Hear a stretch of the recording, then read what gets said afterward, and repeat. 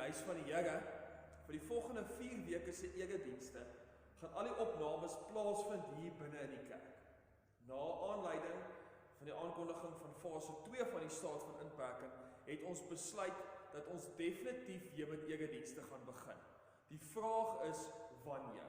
Op hierdie stadium het ons nog nie 'n finale besluit geneem daaroor nie, maar besluit word in die volgende week of 2 geneem, wat jou in kennis gaan stel oor wanneer die eredienste weer gaan begin en wat ek aard dit ook gaan aanneem. Vriende, ons leef in 'n tyd wat geloofsekerheid 'n groot uitdaging is. Mense vra oor of die Here hulle liefhet. Mense vra nie net oor hulle geloofsekerheid in dat hulle vra of die Here my liefhet nie. Mense wil wonder, wat gebeur met my as ek hier te sterwe kom? Het jy vandag geloofsekerheid? Dis my gebed dat hierdie reeks eredienste wat vir die volgende 4 Sondae net gaan oor geloofsekerheid, jou nader aan die Here sal trek. En dat jy kan weet, maar jy kan ook geloofsekerheid hê. Die God wat vir ons geloofsekerheid wil gee weer eens vanoggend, wat ons wil help om te vind in ons omstandighede, groet jou dan nou ook. En ek kan jou dan nou groet ook. In die naam van die Vader, die Seun en die Heilige Gees. Amen. Ek gaan vir ons gebed doen en direk daarna gaan ons luister na die lof en aanbiddingsgroep wat ons gaan begelei. Kom ons bid saam. Here God, nou dat U ons gegroet het, U wat die God is wat vir ons geloofsekerheid wil gee, is dit ons gebed, Here, dat ons nou sal agslaan op U woord. Dat hierdie kerkgebou in die tyd wat kom vir ons weer eens 'n nuwe geloofsekerheid sal bring. U huis wat ons herinner daaraan dat ons U kan ken. Ek bid dat elke persoon wat hierdie video-opname sien, sal weet hy of sy kan geloofsekerheid vandag hê en 'n vertroue dat U vir hulle sal voorsien en dat hulle U kan ken. Amen.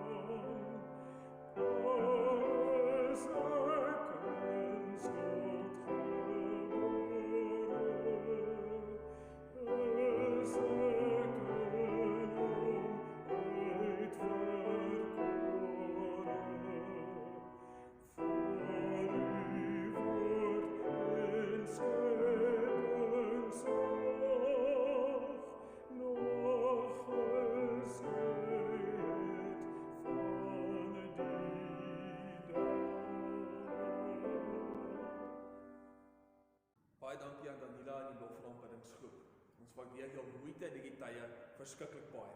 Vriende, dan wil ek nou hê, ons moet stil staan by 'n baie belangrike vraag. Geloofsekerheid gee vir ons vertroue. En daai stelling maak ek na aanleiding van die volgende vraag. Waar vind ek God in my omstandighede? Hoe weet ek God is binne in my omstandighede teenwoordig?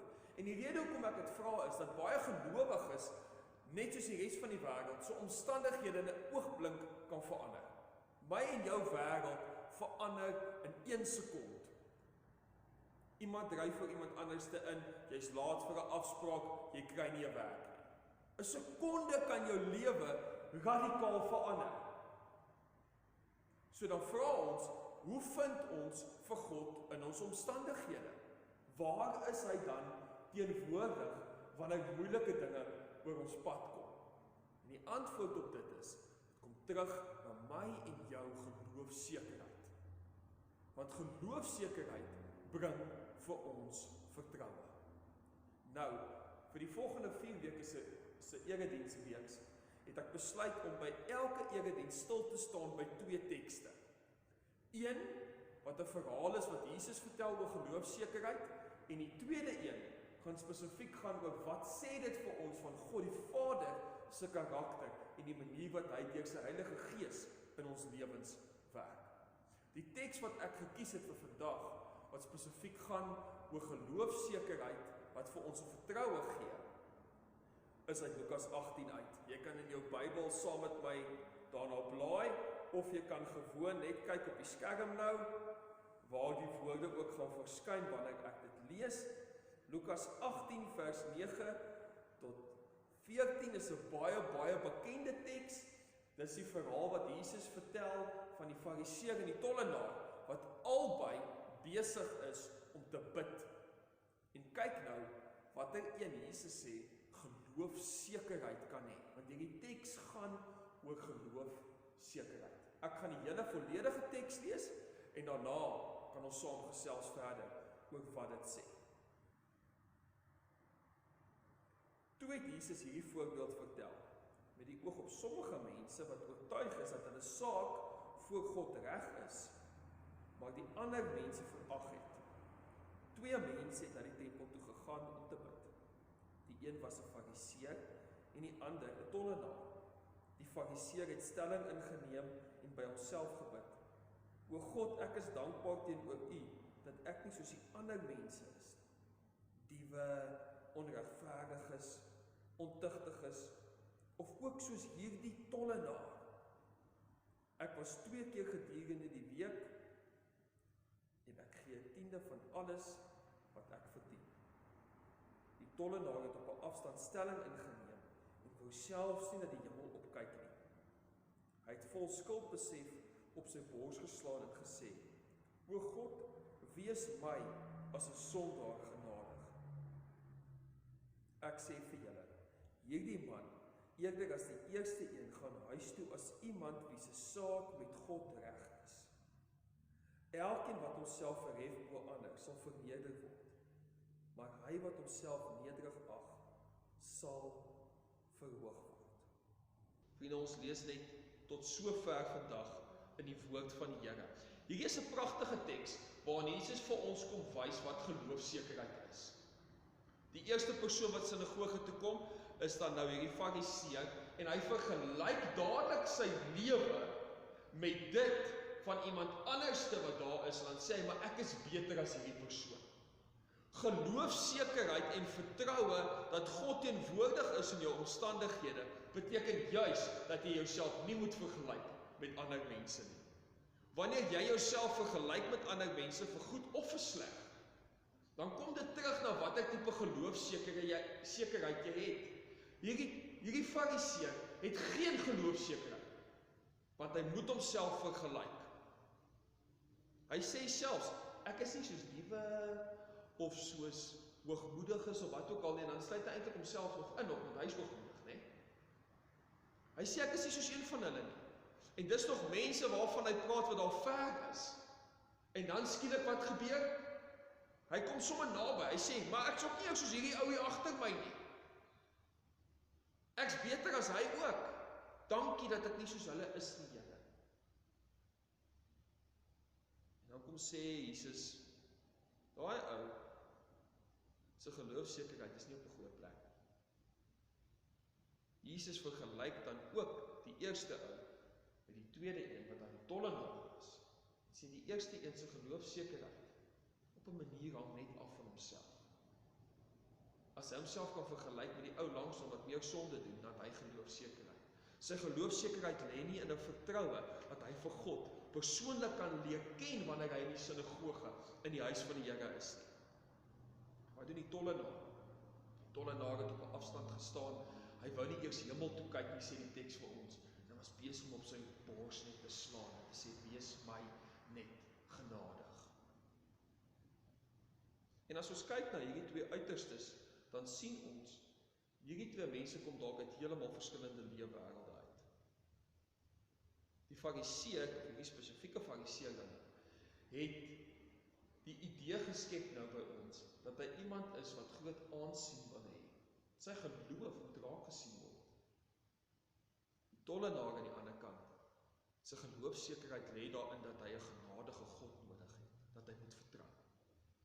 Geloofsekerheid wil ek vir jou vandag sê, gaan nie oor hoeveel jy het in die bank, wat 'n kar jy ry, of selfs dat jy voor in hierdie kerkbanke sit wanneer ons weer met eredienste begin een van die dae. Geloofsekerheid gaan oor nederigheid. Die enigste manier wat jy kan vertrou en kan weet dat God in jou omstandighede betrokke is deur nederig te wees. As jy hoogmoedig na God se woord toe kom, dan gaan jy alles lees wat jy wil lees. As jy nederig kom na God se woord en vra, Here, openbaar dit vir my, dan word dit vir jou 'n bron van lewe, wat soveel mense rondom jou se lewens ook kan verkoop. So God kom sê vir ons, wees iemand wat nederig is, wanneer jy na God se woord toe gaan. Wanneer jy God ook in jou omstandighede wil vind, wanneer jy wil weet of jou geloofsekerheid, die feit dat jy vir Jesus ken, vir jou 'n vertroue kan gee, gaan dan met nederigheid. Kyk dan met nederigheid na jou eie lewe en vra, Vader, waar kan ek meer leer oor wie U is? En dis dan nou die tweede teks waarby ons vandag gaan stil staan. Dis Jesaja 40 vers 12. Julle, dit is 'n pragtige teks wat ek vir ons gaan lees. En dis net daai een vers en dit praat oor God se karakter. En dit is ons nou die eerste vraag of die tweede vraag waarby ons stil staan vanoggend. As die eerste teksvers in hierdie reeks gaan oor Jesus wat vir ons wil kom wys wie ons eintlik moet wees en hoe dit vir ons geloofsekerheid gee, die feit dat ons in nederigheid kan gaan, dan gaan al die tweede tekste gaan oor wat God se karakter dan nou is. Nou as ons geloofsekerheid het dat God altyd by ons is en dit vir ons 'n vertroue gee dat ons in ons eie omstandighede kan delf om hom te ontmoet, dan is die vraag mos nou volgende: watter tipe God ontmoet ons in ons omstandighede? En ek wil dit antwoord uit Jesaja 40 vers 12. Ek gaan dit eens vir ons lees uit die Nuwe Lewende Vertaling en jy kan dit op die skerm ook sien.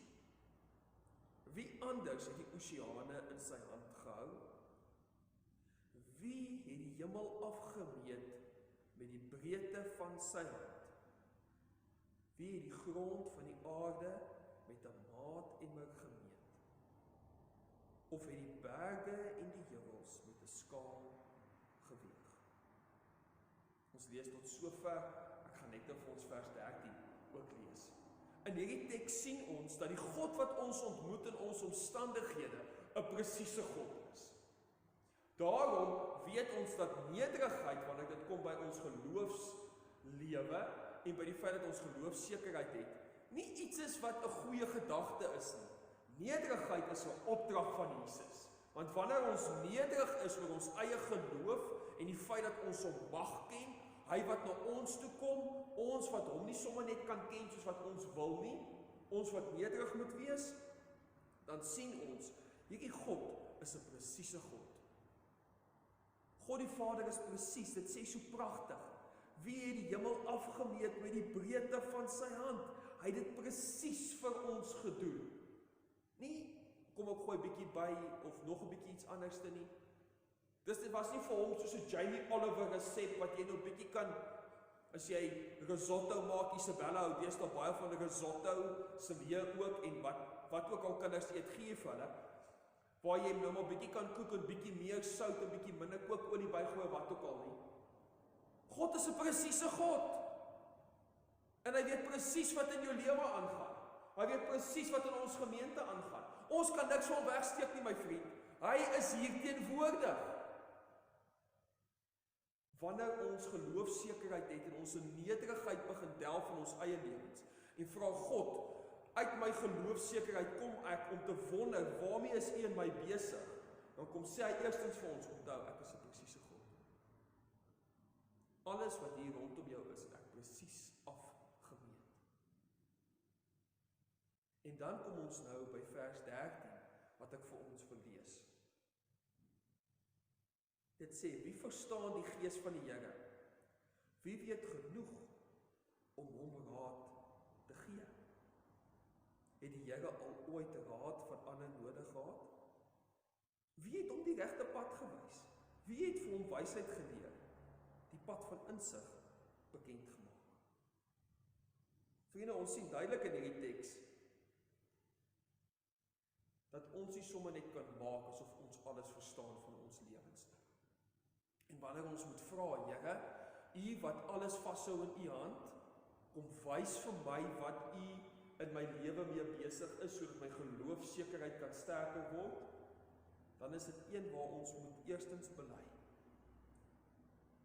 Ons weet nie altyd nie. Dit sê so, wie weet genoeg om hom raad te gee. Hierdie teks wil ons herinner dat ons in nederigheid na God toe moet gaan om te vra waarmee is hy in ons lewens besig. Dit is my gebed dat hierdie teks jou in 'n diepe manier nader sal bring aan die Here en dat jy sal groei in jou geestelike lewe elke dag, dat jy vir hierdie 4 weke se erediensreeks oor geloofsekerheid 'n beter vertroue sal vind om God te vind in jou eie lewe en dat jou geloofsekerheid sal versterk daardeur. Ek gaan vir ons 'n gebed doen en direk daarna gaan ek vir ons die apostoliese geloofsbelijdenis lees. Kom ons bid saam. Here, dankie dat ons kan weet dat ons geloofsekerheid het en dat geloofsekerheid vir ons 'n vertroue kan gee dat U 'n God is wat presies is wanneer dit kom by ons lewens. Dat U presiese planne het ook binne in ons lewens waarmee ons onsself moet leer ken. Dis ons gebed, Here, dat hierdie 2 tekste in hierdie week wat kom ook diep in ons harte sal leef. Ons bid dit in Jesus naam. Amen.